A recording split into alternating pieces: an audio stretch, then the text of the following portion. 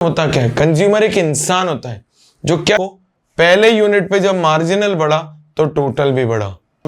Limited income कि भाई अगर मैं मंथ। हेलो दोस्तों, कैसे हो? होप करता हूं आप स्वस्थ मस्त और जबरदस्त होगे और आपकी पढ़ाई लिखाई बहुत अच्छी चल रही होगी। बच्चों, आज हम लेके आए chapter number 2 of micro economics, consumer equilibrium. क्या होता है कंज्यूमर इक्विलिब्रियम? कंज्यूमर क्या होता है? सबसे पहले इक्विलिब्रियम तो चलो बाद की बात हो गई, सबसे पहले समझने वाली चीज है व्हाट इज कंज्यूमर, कि कंज्यूमर होता क्या है। भाई देखो, कंज्यूमर का मतलब होता है, इस पर्टिकुलर वर्ड का मतलब अ person who consumes goods and services. समझो, कंज्यूमर होता क्या है? कंज्यूमर एक इंसान होता है जो क्या कंज्यूम करता है? गुड्स और सर्विसेज करता है, यूटिलाइज करता है। क्लियर है? ये होता है कंज्यूमर। अब चैप्टर बहुत इंपॉर्टेंट है बच्चों, क्योंकि 11th क्लास अगर आप सीबीएसई के बच्चे हो, एमपी बोर्ड 12th क्लास, ये चैप्टर से सबसे ज्यादा मार्किंग के नंबर्स आते हैं पेपर्स में। मतलब सबसे ज्यादा मार्क्स के क्वेश्चंस अगर किसी चैप्टर से देखे जाए वो आते हैं कंज्यूमर इक्विलिब्रियम से। तो चलते हैं, let's dig into the chapter कि what is this chapter is all about. ये हमने इंट्रोडक्शन बना के रखा है कि इस चैप्टर के अंदर हम क्या क्या चीजें पढ़ने वाले हैं, ठीक, मगर हमारे लिए तो आगे चलना जरूरी। बोला इंट्रोडक्शन है, अ consumer is one who boys goods and services for the satisfaction of wants. भाई हर इंसान की, हर इंडिविजुअल की, every individual has their different wants, ठीक है। तो उसको सेटिस्फाई करने के लिए जब वो कुछ भी चीज कंज्यूम करता है, यूटिलाइज करता है, वो कहलाता है कंज्यूमर। मैंने आपको बताया है ना, a consumer is a person who consumes goods and services to satisfy his needs and wants. कल को आईफोन 18 सितंबर में लॉन्च होने वाला था, I will be a potential buyer. तो मेरे लिए वो मेरी वांट है, जब मैं उसको खरीदूंगा तो मैं क्या कहलाऊंगा? कंज्यूमर कहलाऊंगा, पहली चीज। अगला बोला कार्डिनल यूटिलिटी अप्रोच। सबसे पहले समझो, इस कार्डिनल वर्ड का मतलब होता है मेजरेबल।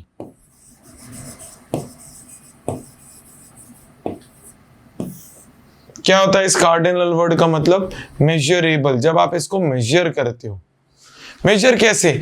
मतलब आप उसको काउंटिंग देते हो, 10, 8, 6, 5, 4, 100, 1 लाख, कितना भी काउंटिंग देते हो वो आपके हिसाब से, तो उसको बोलते हैं कार्डिनल अप्रोच। किसको बोला जाता है कार्डिनल अप्रोच? यूटिलिटी को बोला जाता है। बोला people consumes different goods and services in order to maximize their satisfaction level under cardinal utility approach। अब सबसे पहले भाई, कार्डिनल वर्ड का मतलब तो हो गया मेजरेबल, जब आप उसको मेजर कर सकते हो, काउंटिंग दे सकते हो। अब ये यूटिलिटी क्या हो गया? देखो भाई, एक लेमन इंसान के हिसाब से यूटिलिटी का मतलब होता है सेटिस्फैक्शन। क्या होता है यूटिलिटी का मतलब? सेटिस्फैक्शन। किसी भी चीज से आपको सेटिस्फैक्शन मिल रहा है, वो आपकी यूटिलिटी बनती है। क्लियर है?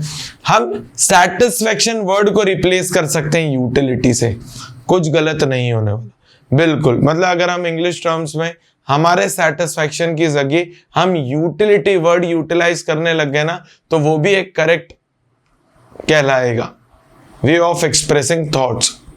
ठीक है, कि माई सेटिस्फैक्शन की जगह माई यूटिलिटी, ठीक है, ऐसा कर सकते हैं हम। अब यूटिलिटी का मतलब क्या होता है? यूटिलिटी का मतलब होता है किसी भी तरीके का सेटिस्फैक्शन।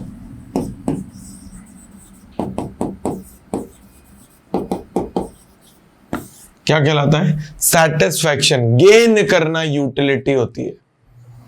और इसको कार्डिनल अप्रोच के अंदर माना गया है। कार्डिनल का मतलब फिर से बता देता हूं बच्चों, मेजरेबल। जब आप उसको काउंटिंग देते हो, कितना भी हो सकता है, कोई लिमिटेशंस नहीं है। ठीक, अगला चलते हैं आगे। देखो, अब उन्होंने बोला कॉन्सेप्ट ऑफ यूटिलिटी। अब यूटिलिटी का मतलब क्या होता है? बोला utility refers to the satisfying power of a commodity.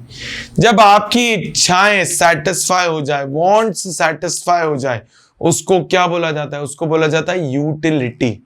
Want satisfying power of a commodity is utility. जब आप किसी चीज से सेटिस्फैक्शन गेन करते हो, ठीक है, किसी चीज को कंज्यूम करके, यूटिलाइज करके, तो वो क्या कहलाता है? वो कहलाता है यूटिलिटी। क्लियर है भाई? ये स्टाइलस है, ये डिजिटल बोर्ड है, मैं इसको यूटिलाइज कर रहा हूं तो मैं सेटिस्फैक्शन गेन कर रहा हूं। अब मैं उसको कोई काउंटिंग दे सकता हूं, कितनी भी हो सकती है वो काउंटिंग, ठीक है? क्लियर है? क्या बोला? यूटिलिटी का मतलब होता है want satisfying power of a commodity. अब जिस तरीके से हम distance metre, centimetre, kilometre, nanometre, tachometer में नापते हैं, वैसे यूटिलिटी को नापते हैं यूटिल्स से। 1 यूटिल, 2 यूटिल, लाख यूटिल, करोड़ यूटिल। तो यूटिल क्या हो गया? एक मेजरिंग पावर हो गई किसकी? यूटिलिटी की। कि भाई आप यूटिलिटी को किस तरीके से नापोगे? आप नापोगे यूटिल्स के फॉर्म में। ठीक है, आगे देखते हैं अगला। बोला टोटल यूटिलिटी। समझो भाई, 2 तरीके की यूटिलिटी होती है, मार्जिनल और टोटल। कितने तरीके की होती है? 2। सबसे पहले मार्जिनल समझते हैं, फिर टोटल पे आते हैं। देखो, marginal utility is the addition of utility derived from consumption of more or one unit given। बोला भाई मार्जिनल यूटिलिटी का मतलब हो गया जब आप एक या एक से ज्यादा चीजों को कंज्यूम करते हो, हर एक एडिशनल यूनिट से मिलने वाला सेटिस्फैक्शन अलग अलग होगा, उसको बोलते हैं मार्जिनल यूटिलिटी। मान लो फॉर एग्जांपल पानी पूरी खाने गए भाई, हमारे यहाँ भोपाल में 20 रुपए में 5 मिलती है, ठीक है? तो भाई अगर मैं एक पानी पूरी कंज्यूम कर रहा हूं, ठीक है, मुझे जो मार्जिनल यूटिलिटी मिली या सेटिस्फैक्शन मिला, मार्जिनल यूटिलिटी या सेटिस्फैक्शन मिला, मैंने उसको बोल दिया 10। क्योंकि हम पढ़ रहे हैं कार्डिनल अप्रोच। कार्डिनल अप्रोच का मतलब ये होता है मेजरेबल। जब आप किसी चीज को क्या करते हो? मेजर करते हो, ठीक है? फिर मैंने दूसरी पानी पूरी खाई। अब देखना भाई, इंसान का पेट होता है 250 ग्राम, अगर वजन में अगर मानूं मैं, पता नहीं मैं गलत भी हो सकता हूं, मैं तो ऐसा अज्यूम कर रहा हूं 250 grams is the weight of our stomach, ठीक है? अब जैसे जैसे मैं चीजें कंज्यूम करते जाऊंगा मेरा पेट बढ़ता जाएगा, तो जो अगला एडिशनल यूनिट कंज्यूम करी उससे मुझे सेटिस्फैक्शन कम मिलेगा। मतलब मानो 8 मिला, तो भाई क्या बोल रहा है? बोल रहा है additional utility derive from consumption of more और one unit in a given commodity. जब आप एक या एक से ज्यादा यूनिट कंज्यूम करते हो तो जो एडिशनल आपने सेटिस्फैक्शन के अंदर चेंज देखा उसको बोलते हैं मार्जिनल यूटिलिटी। फॉर्मूला होता है TUN माइनस TUN माइनस 1। आगे मैं एक न्यूमेरिकल से समझाऊंगा ये चीज कि क्या होता है ये n, क्या होता है ये n माइनस 1, समझाऊंगा, ठीक है? अब आते हैं टोटल यूटिलिटी पे। समझो भाई, टोटल यूटिलिटी का मतलब होता है sum of all marginal utility. जब मैं सारी टोटल यूटिलिटी कैलकुलेट करना चाहूंगा तो मुझे उससे सारी मार्जिनल यूटिलिटी को ऐड करना पड़ेगा। मतलब अगर मैं 1, 2, 3, 4, 5 कमोडिटी कंज्यूम कर रहा हूं तो मैं पांचों का जो मार्जिनल यूटिलिटी होगा उसको ऐड करूंगा तो मेरा क्या बनेगा? Total utility. बोला जाता है sum of all marginal utility is total utility. Clear है? आगे चलें, देखते हैं अगला। देखो ये न्यूमेरिकल है कि भाई हमने कंज्यूम करी आइसक्रीम। देखो याद रखना, किसी भी चीज को अगर आप कंज्यूम करते हो तो जो सबसे पहली यूनिट होती है ना उसका सेटिस्फैक्शन सबसे ज्यादा होता है, उससे ज्यादा कभी नहीं होगा, हमेशा उसके बाद उसका वैल्यू कम होता जाएगा, ठीक है? जैसे यहां अगर हमने 1 यूनिट कंज्यूम करी, हमारा सेटिस्फैक्शन बना 20, कितना बना 20। तो हमारा टोटल भी कितना होगा 20, क्योंकि भाई हमने टोटल पेट में कंजम्पशन ही कितना करके रखा है, पहली यूनिट, जिसका सेटिस्फेक्शन 20, मार्जिनल भी और टोटल भी। अगला, जब मैंने सेकेंड यूनिट कंज्यूम करी, मेरा सेटिस्फेक्शन हो गया 16। क्यों हो गया? मैंने बोला ना, पहली यूनिट में जितना सेटिस्फेक्शन मिल रहा है उससे ज्यादा आपको कभी नहीं मिलेगा, कभी मतलब कभी नहीं, लाइफ लॉन्ग कभी नहीं।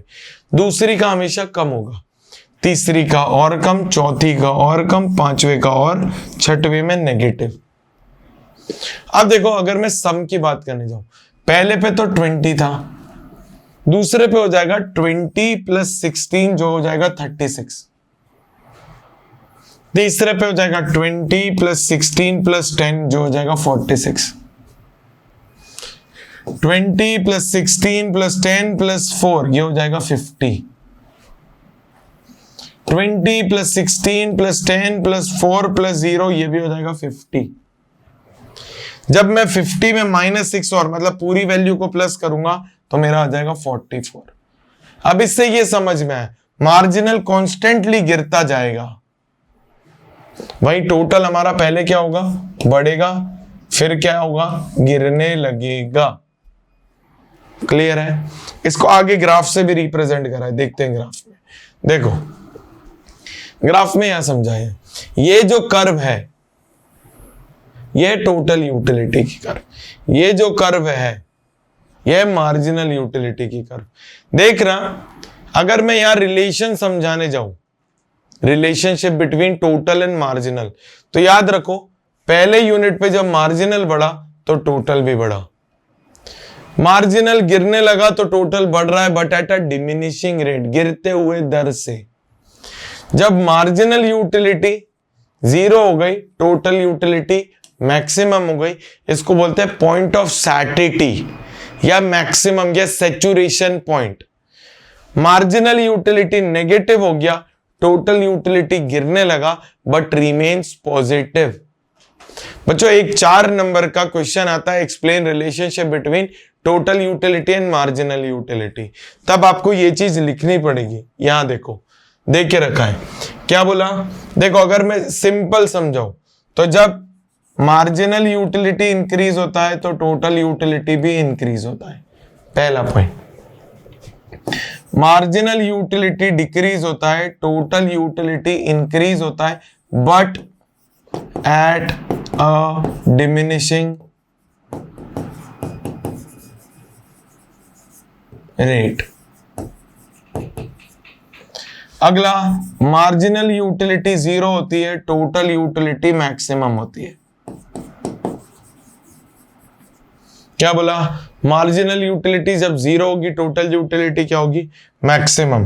फिर अब यहां लिख देता हूं, मार्जिनल यूटिलिटी जब नेगेटिव होती है, टोटल यूटिलिटी डिक्लाइन होने लगती है, बट रिमेन्स पॉजिटिव।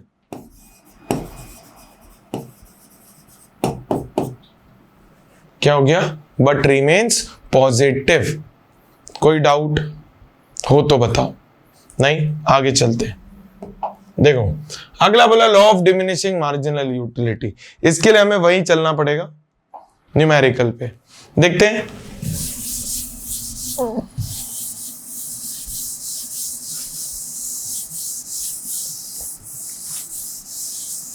देखो law of diminishing marginal utility कहता क्या है? देखो law of diminishing marginal utility कहता है जैसे जैसे हम चीजों को कंज्यूम करते जाते हैं उससे मिलने वाला सेटिस्फेक्शन क्या होने लगता है, गिरने लगता है, डिक्रीज होने लगता है, डिमिनिश होने लगता है।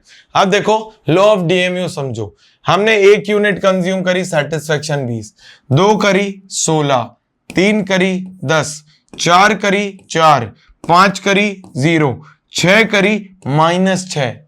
तो ये हमें क्या समझ में आ रहा है? Law of diminishing marginal utility states that as on we are consuming more and more unit of commodity, our satisfaction starts declining. मतलब जैसे जैसे हम चीजों को कंज्यूम करते जाते हैं उससे मिलने वाला सेटिस्फैक्शन समय के साथ क्या होने लगता है, कम होने लगता है। ये क्या कहलाता है? ये कहलाता है law of diminishing marginal utility. चलते हैं, यही बोला। देखो As we consume more and more unit of commodity, the utility derived from each successive unit goes decreasing. मतलब क्या बोला, जैसे जैसे हम चीजों को कंज्यूम करते जाते हैं उससे मिलने वाला सेटिस्फेक्शन भी क्या होने लगता है, कम होने लगता है। ठीक, आगे इसके अजम्पशंस हैं। देखो अजम्पशंस क्या बोले, देखो पहला तो कार्डिनल यूटिलिटी होना चाहिए, मतलब आप जो भी यूटिलिटी के अंदर सेटिस्फेक्शन देखते हो वो कार्डिनल होता है, मेजरेबल होता है। ठीक है, अगला बोला monetary value of utility remains same, मतलब अगर मैं 20 रुपए की पानी पूरी खा रहा हूं, अगर मैं एक भी खाऊं तो भी 20 देना है, 5 भी खाऊं तो भी 20 देना है।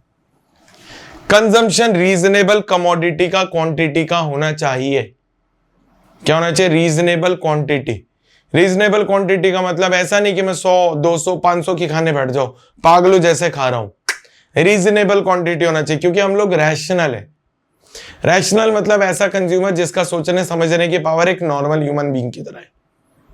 ठीक, कंटिन्यूअस कंजम्पशन होना चाहिए, ऐसा नहीं होना चाहिए टाइम इंटरवल है, भैया एक अभी खाता हूं, एक कल आऊंगा, एक परसों आऊंगा, ऐसे 5 दिन आऊंगा भी एक एक पानी पूरी खिला देना, ऐसा नहीं, कंटिन्यूअस कंजम्पशन होना चाहिए। ठीक, आगे कोई क्वांटिटी के अंदर चेंज नहीं, रैशनल होना चाहिए, हर यूटिलिटी इंडिपेंडेंट है, मतलब हर एक यूनिट से जो आप सेटिस्फेक्शन गेन करते हो वो अलग अलग होना चाहिए, सेम नहीं होना चाहिए। अगला बोला marginal utility remains constant, same होगी किसी की भी। ठीक, अगला फिक्स्ड इनकम प्राइस और परफेक्ट नॉलेज सबको होता है। अगला अब आते हैं मेन कंज्यूमर इक्विलिब्रियम पे, मतलब समझो बच्चों, when a consumer gets maximum satisfaction out of his limited income, कि भाई अगर मैं मंथ का मान लो 10,000 रुपए रेवेन्यू अर्न कर रहा हूं, इनकम अर्न कर रहा हूं, तो मुझे हर चीज इस तरीके से कंज्यूम करनी पड़ेगी, यूटिलाइज करनी पड़ेगी कि 10,000 रुपए में ही मेरा गुजर बसर हो जाए।